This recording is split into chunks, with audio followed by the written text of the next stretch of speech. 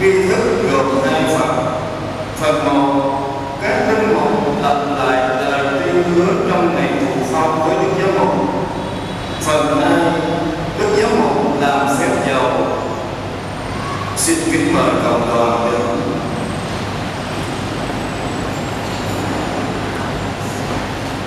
Anh em linh mục thân mến, trong ngày kỷ niệm Đức Kitô chia sẻ chức vụ tư tế của người cho các tông đồ và cho mỗi người chúng ta, anh em có muốn lặp lại những lời anh em đã tuyên hứa trước mặt giám mục của anh em và trước mặt cộng đoàn dân Chúa trong ngày anh em lãnh nhận chức linh mục không?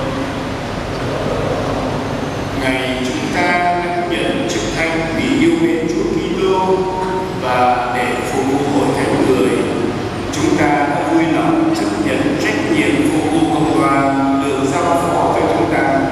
Vậy anh em có muốn ngày càng gắn bó hơn với Chúa Giêsu và cố gắng noi gương người mà từ bỏ bản thân và trung thành giữ những lời chúng ta đã cam kết không?